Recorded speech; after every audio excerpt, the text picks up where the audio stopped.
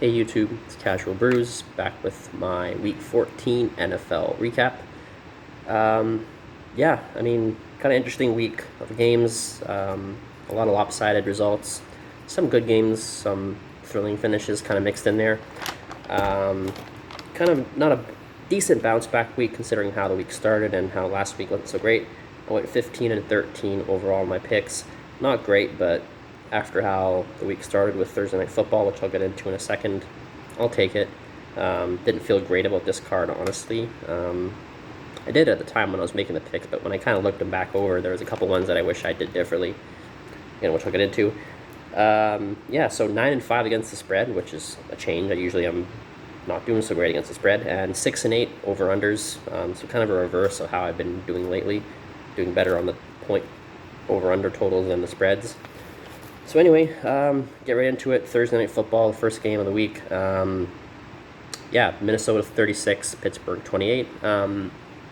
I really, really, really love Pittsburgh in this one, as much as I've loved any pick that I've ever made this year. I just thought they had a little more to play for. Both teams were kind of still alive in the playoff race. AFC obviously being a little tougher to get into as a wild card, but I just thought the way Minnesota was playing, coming off a loss to Detroit, who hadn't won a game, I just thought their season was kind of done. Thielen was out. Kirk Cousins obviously relies on him a lot, along with Jefferson. Dalvin Cook was kind of questionable. I thought if he did play, he wouldn't be as effective. He ran all over them, obviously. So I'm not a huge gambler. I don't put a ton of money on games. Live within my means, responsible, so to speak. But I love this game so much. I usually have between usually 14 to 16 games. I'll maybe bet like about 20 units combined for everything, right? And I think it was about 12 units on Pittsburgh +3 in this game. I loved it that much. They were down 29-0 before I could even blink. It was disaster, and I thought, I'm like, well, this is it. It's going to be such a bad loss. I'm like, I'm not even reloading my account to bet more on it because I didn't have much left after betting in that game. I only sprinkled a little bit on every other game, very minimal, like half a unit on each game. So I'm like, fuck it, I'm not gonna lose this game. I'm just gonna have to maybe take a break. I don't know. It was such a bad loss. All of a sudden, it looks like they're coming back. They were down 8 eventually, driving the ball, and we all saw what happened. Chase Claypool got a 4th down conversion. Clock running out, like 30 seconds to go. No timeouts. He was in bounds. The obvious play would be to run the ball right away to the referee. He stopped, pointed, did a little celebration. And because obviously the whole team saw that, they're like, what the fuck are you doing? His offensive lineman runs to get the ball, bumps into him. You can fault the lineman a little bit, sure, but he was just trying to help his team out, get the ball back to the official while Claypool was celebrating with time running off the clock. And then, obviously, Pittsburgh, last play of the game, goes to the end zone, incomplete. Without that Claypool fuck up, they probably had at least one more, if not 2 plays to work with. So that was a disaster, and I really truly believe the way the game was going at that point, I really truly believe Pittsburgh was going to at least get the touchdown to pull them within 2. And I was going to hope they would miss the 2-point conversion because overtime would mean Minnesota could still win and screw my cover. So anyway, Claypool screwed my bet, lost me 12 units. But I did something crazy that I never done. I was left with about just over half a unit left in my account at that moment on Thursday night. So I can't even remember now if this was Saturday night or Sunday night, but I put the remaining balance I had down on a 4-team NBA parlay. Now, I don't really like the NBA all that much. I don't watch it a ton, but I follow it enough to kind of have a decent idea of what's going on. And I put a 4-team parlay down. Nets -7 at Pistons. Seemed like a no-brainer. Mavericks -4 against Oklahoma City. Spurs -2 against the Pelicans. And Minnesota Timberwolves +1.5 at Portland. And sure as shit, it won. A +1,200 parlay around that. It basically made all the money back that I lost on the Steelers game. So that was insane.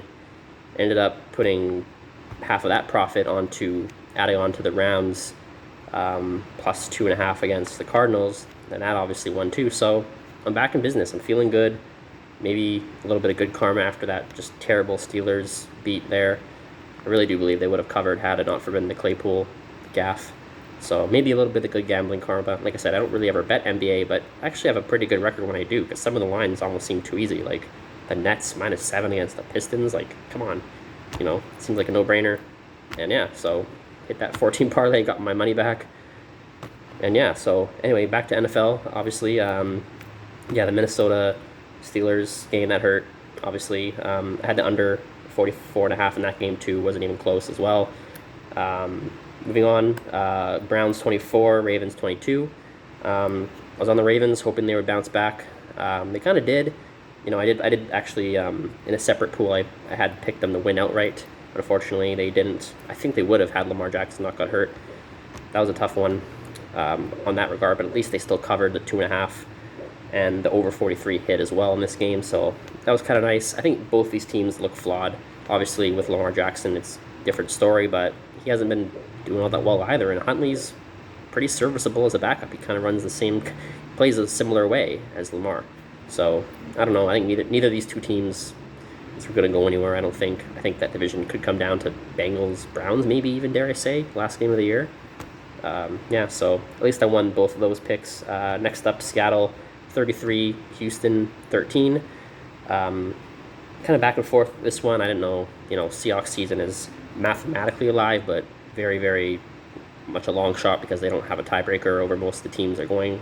Washington, Minnesota, for example, have tiebreakers over the Seahawks, I believe. So it'll be tough. Didn't know how much they would really be amped to play, losing Jamal Adams for the season, all the other turmoil that's kind of going on there. But in the end, I figured they would cover against Houston just because Houston's that bad. Game looked close for a little while, and then Seahawks kind of pulled away late, ended up being an easy cover, -8.5. So I won that one. And this is one of the four of my over-under results. I scratched off my initial pick and then went with a different one, obviously prior to making the actual official pick. And this is one where I had a feeling it might go over because I just thought Seahawks defense would be a little uninspired maybe and kind of let Houston at least kind of put a couple nice drives together, which they kind of did. And so I picked under 41 in the end, and it missed. My initial pick was over. Wish I would have stuck with that. So anyways, 1 for 2 there. Next up, Cowboys 27, Washington Football Team 20. Another one I felt good about this one, honestly. Again, like a couple other games this week, it seemed like everyone was all about Washington here on their win streak. Dallas kind of very much hot and cold the last few weeks. I just thought this was a perfect spot for Dallas, divisional game on the road. They play better on the road, honestly, to kind of put everything together and get back to the way they started the season. And I was pretty much right about that, although it looked scary late. Dak threw a pick 6. No reason at all. Made the game closer than it should have been. Squeaked out a cover still. Obviously, I had Dallas -4.5. And I just barely lost the over 48. I just thought Dallas' defense, while obviously have some really good pieces, Diggs, Parsons, and that, I thought overall maybe they're not quite as good as they seemed. So I thought the over could squeak by. Missed by 1 point. I think Washington missed an extra point that could have at least got my push. That sucked. So, yeah, won Dallas, lost the over. Next up, we had Chiefs 48, Raiders 9. Yeah, I just thought Kansas City has caught a roll. The Raiders are kind of in a tailspin. Was pretty certain they would cover -10, even though it's a big line for a divisional game. Two teams that historically play each other tough. Not lately. Chiefs were all over them. Obviously an easy cover for me, -10. And I had the under 48, and well, Chiefs scored 48 on their own, so maybe their offense is indeed getting back to form. I thought it wasn't 100% there yet, so I thought it could be a kind of a lower scoring game, something like 27-20 or something, or like 27-17 kind of thing. But, Chiefs covered, and unfortunately I lost my under 48 pick there. Next up we had Falcons 29, Panthers 21. Another one I felt really good about. It seemed like it's I thought the line should have been reversed, honestly. I thought these are two mediocre teams at best. Atlanta just seems to be a little bit better, at least both sides of the ball. Clear advantage at quarterback, Matt Ryan over the ghost of Cam Newton, PJ Walker or whatever. Yeah, it seemed like an easy pick. Atlanta won outright, so I won that, and I had the over 42. I just thought, both defenses kind of play all right. I thought the Falcons were just going to put up a good amount of points on their own in this game. Panthers were kind of in the tailspin of their own. They made it a little closer than I thought it would be. Honestly, I thought it would be a blowout. So Atlanta won So I got Atlanta and the over here. Atlanta's, I think, season is still kind of alive. I think they're in that cluster of teams with 7 losses, if I'm not mistaken. So they're still mathematically in it. 6 and 7, I think they are. So who knows? We'll see. I don't think they'll make any noise, but they'll kind of be hanging around for that 7th seed in the NFC till the end. So interesting to see, especially when they play Tampa again, how that game goes. Next up, again, probably the easiest pick of the week. Titans 20, Jaguars 0. I had the Titans to cover 8.5. Jaguars are a mess. I think it's, even though the mantle for worst team in the NFL has been kind of passed around throughout the season, I think the Jaguars have done enough, aside from that bizarre win against Buffalo, to cement themselves as the unequivocally worst team in the league. So congrats to them. Congrats to Urban Meyer. He's probably going to get fired after this season, go back to college where he belongs. And yeah, under 43.5 was feeling that's what I should have put my big bet on for the week. 43.5 under. I don't know how anyone who watches the Jaguars play could have assumed that they were going to score enough on their end to make that point total go over. And Tennessee's offense too hasn't looked great since losing Derrick Henry. They had that one big win against the Rams, but that was more their defense.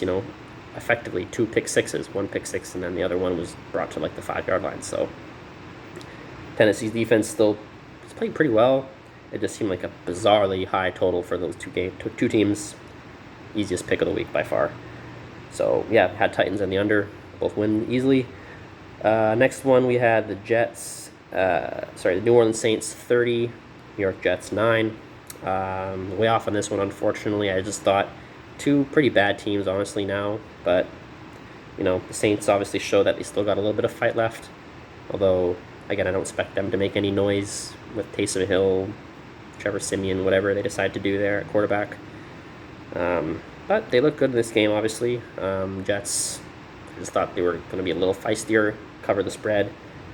I still thought New Orleans would win this game. I just thought these 2 teams that just screamed like a 2-3 point game, so I took the points, and the Jets obviously wasn't even close. And another one like the Seattle game where I initially was going to think under, 2 bad teams, got to go under, and I changed my mind, picked over just because I thought the Jets defense was really bad. New Orleans pulled their weight, scored 30 out of the 43 points, but the Jets couldn't do anything on their end. And yeah, the Saints defense is still at times pretty good. Again, kind of like Dallas, they have some good pieces there. Overall as a unit, I don't know. But, and Jets just struggle really to move the ball consistently. Zach Wilson, still a learning curve there. I think he could still be pretty good, but as a rookie, it's just tough going against at least a good front like the New Orleans Saints have. So I was way off on the Jets to cover, and I lost picking the over 43 against my initial gut. Yeah, not much else to say about that game. 2 bad teams. Next up, we had Denver 38, Detroit 10. I watched that Broncos-Chiefs game the prior Sunday night really closely. I just didn't like what I saw from Teddy Bridgewater. Broncos defense is still pretty good. The run game's still pretty good, but they just don't have a good quarterback. Didn't seem to matter. The Lions, they just suck. So, coming off their first win, I guess maybe a bit of an emotional letdown spot here against the tough team in most areas that the Broncos have. So, yeah, that was a loser. I also had the under 42. I just thought, again, 2 teams that kind of struggle offensively. Broncos have good defense, which showed up, but the Broncos just scored too many points, so I lost under 42 there. Next up, we had about the Broncos. I mean, they could still be alive too. I don't think they'll go anywhere with Teddy B behind center, but like I said, they're a good quarterback away from being a solid team. They got a lot of other pieces, good receivers, good running back, defense, coaching, solid. So they're really just a good quarterback away. So maybe Russell Wilson, who knows. Next up, Chargers 37, Giants 21. I thought the Giants would keep it close. I've just seen enough of the Chargers. They keep screwing me. I've been wrong on them all the time this year. I took the Giants to cover. Unfortunately, was a little off there. Mike Glennon, I would have felt better if Jake Fromm got the start, but I didn't think Mike Glennon was going to be cleared in time to play. Unfortunately, he did play, and the result was what it was. I did have the over 43 here, though. I just know the Chargers were going to put up their fair share of points, and then their defense is really bad. I thought no matter who the Giants trot out there at quarterback, they could at least put up a few points, get the over, and at least that hit. So over 43. Chargers, I don't know. They're right in the thick of it. You got a huge game on Thursday night against the Chiefs, so that'll probably tell you a lot if they are still alive or not. You know, they started off the season really well, and it kind of just teetered hot and cold since then. So that'll be a big test for both teams, really. And you know, the Chiefs stringing together some good wins. They got a big test on Thursday. Next up, kind of the game of the week for most people. Bucks 33, Bills 27. Yeah, it seemed like kind of an easy pick again. Buffalo just kind of in a tailspin as well. An embarrassing kind of loss against the Patriots where they got ran all over. The Bucks had a good running game as well. I thought it could be more of the same. And the Bucks would just kind of take care of business, which they did for the most part. The game got real dicey, obviously. Bills tied it up, went to overtime. I thought the cover might be screwed because the Bucks only win by a field goal, but you know, it's kind of happened a few times this year where our teams, I think the defense, you know, in the case of the Bills defense, you know, the Bucks are driving on them, they're getting past midfield, and then the Bills defense just go all out to stop them from getting any further, and you know, that's vulnerable to a breakdown in the secondary and a touchdown. So the Bucks pulled through, got the touchdown, got me the cover. Unfortunately, I did have the under 53.5. I just figured Bucks like to go on long drives. There wouldn't be really enough time on the clock, especially with the Bills also struggling offensively too, to really get enough points on the board. And it's kind of close for the most part, 53.5. It looked good early. It looked like the Bucks were just going to win in a blowout, and the Bills would barely score. But they found something offensively. Bucks defense still a little bit suspect against the pass. And yeah, they hit the over, so good for overs bettors. Obviously, Bucks still kind of cementing their spot as a top 3-4 team in the NFC. Bills, it's kind of a do or die game against the Patriots coming up because what are they, 7-6 now? That AFC 7 seed in the wild card is a higher threshold than the NFC right now. So I think if they lose that game to New England, they're out of the playoffs. So games in New England too. I don't know. It's going to be tough. I don't think they're going to go anywhere. We'll see. A big statement win against New England to get their revenge could change things. So we'll see. But yeah, Bucks, legit. What more can you say? They'll be right in the thick of it in the NFC. Next up, you got 49ers 26 and Bengals 23. Here. Oh yeah, I forgot to mention as well. One case where it actually worked for me, I was initially going to go under in the Giants-Chargers game, but I switched that one to over and it hit. So far, twice I was wrong switching my picks. Once I was right. So with that being said, down to 49ers 26, Bengals 23 overtime. I just thought Cincinnati, I don't know, they look a little shaky, and Burrow obviously suffering that injury the week prior. I just thought they'd be a little bit kind of behind the eight ball offensively, whereas the Niners have found their formula. They're rolling, they're running the ball well, they're sticking to what works, not getting too cute with it, not overthinking things. Get the ball to Kittle, get the ball to Debo, run the ball, play pretty decent defense, at least up front. So they found a formula, and as much as I was fading the 49ers every chance I got earlier in the year, I was going to ride them here, and I was right. Again, another game where the Niners were up big early, and the Bengals came back, put it to overtime, and Cincinnati kicked a field goal. The Niners answered with a touchdown, so the Niners covered, but unfortunately the fact that both teams scored in overtime, which doesn't happen very often, ruined my under 48.5 pick by half a point. And then in the last case where I initially had over, I just changed to under because I thought, Bengals offense would be kind of struggling with Burrow banged up, and just the Niners being on a roll right now. They love to go on long drives, kill the clock, this and that. So I still feel like it was the right pick, actually, even though I initially had the over, because it's rare that two teams score in overtime. And if if the Niners would have just scored a touchdown and that was it, or a field goal or whatever, it would have gone under. So I lost it by half a point on the virtue of there being 9 points scored in overtime, which is rare. So I still think I was kind of on the right side there. But yeah, Niners obviously in the playoffs now. If the season ended today, hate to say it as a Seahawks fan, but I think they're going to be a dark horse. It's going to depend. It's all going to be about Jimmy G. The run game is going to be good. The defense is going to be good enough, I think. Kittle, Debo, they got some good pieces, obviously, good weapons. It's just going to be up to Jimmy G to play well. That Seahawks game is right there for the taking for them, and they blew it because Jimmy G threw 2 picks, so, and just like the Super Bowl, they were a missed throw to like a wide open Samuels, or Emmanuel Sanders rather, could have won the Super Bowl. Jimmy G missed the throw. If he makes throws, they can win. They could be as good as anyone in the NFC, I believe. But if Jimmy G misses throws, and if Shanahan just overthinks things and gets too cute and tries to outsmart everyone like he did in calling plays for Atlanta in the 28-3 Super Bowl, then they lose. So yeah, if they stick to their formula and if Jimmy G plays well, the sky's the limit for them. It's just that's not always how it happens. So we'll see.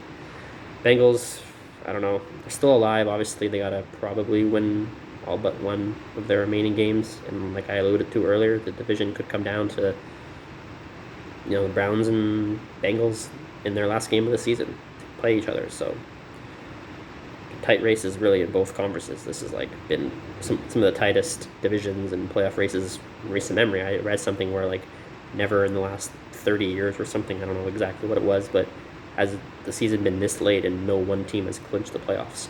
So it's a really tight race right now. So moving on, Packers 45, Bears 30. Pretty surprising game, really. I wouldn't think anyone would have expected it to be such a shootout. First half, 28 or 27-21 or something in the first half. I had the Bears plus 12.5. I just thought they would barely squeak by a cover, which they almost did. I was almost right about that, but at the end of the day, Packers offense just did too much, and Green Bay got the cover, so I was wrong there. But had over 43. I thought Justin Fields, although very raw, very much needs some work, he's just a playmaker, and I thought he would make a couple big plays. Again, kind of like a Lamar Jackson, he still has some work to do in the short to intermediate stuff, but he can bomb it downfield, and he's got a couple weapons to do so. So I thought he would make a couple big, deep passing plays, score just enough points to hit his side of the over. I was going to think Green Bay would win this game something like 27-17, 27-20. It's a lot higher than that, so I got my over at least, but unfortunately lost on picking the Bears to cover, 12.5. What can you do? Lastly, really the game that saved my week. I was going into this game. Going into this game, I was 13-13 for the week, scratch and claw and battling, And like I alluded to earlier, I put an extra 5 units on the Rams in this game. They won 30-23. Obviously, I had them plus 2.5, and I also had over 51.5. So a double winner to give me a positive week. It just seemed like everyone was on the Cardinals, and for good reason. They're the number 1 seed in the NFC, playing really good. They had beaten the Rams pretty handily earlier, but it's tough to beat the team twice in the same year. And I just thought the Rams, even though it was obviously against the worst team, the Jaguars, that win, I think, gave them some confidence, gave them some, if anything, it was just a good extra day of practice for them, really, on both sides of the ball. Obviously, Ramsey was declared out after I'd made the pick, so that worried the shit out of me, because the rest of their corners and their secondary in general is a little inexperienced, but they stepped up at times. They didn't look good early, kind of giving up some plays early, but Darius Williams really, really stepped up. He looked great. Hopkins had 50 yards only. He was, kind of locked down for the most part by this Darius Williams guy whenever they were lined up together. The Rams just put forth a good game. Didn't even have to be that close. They were winning pretty handily most of the way. The Cardinals fought back. Kyler fought back, unsurprisingly, they would. But yeah, Rams just figured they were on a roll, and I just thought still maybe Kyler missed those couple games. Obviously, they looked good in beating the Bears, last game and that. So I just thought they weren't quite tested at full strength with Kyler back, Hopkins back. They hadn't been tested in a little while. The Rams coming off some bad losses and then getting that win against the Jaguars. I thought it was just a confidence booster, and I thought they would just come in feeling good and just execute. I think overall, top to bottom, they are slightly better than the Cardinals are. Both teams fully healthy. Even without Robert Woods, the Cardinals have some good receivers. They're running the ball really well with James Conner, but I just think overall Rams are slightly better. They just have not played like it this year. And I just thought, they would give their best performance of the year, which they arguably did in this game, and they went outright. So anyway, won those last 2 points against the spread and total. Finished my week off 15-13.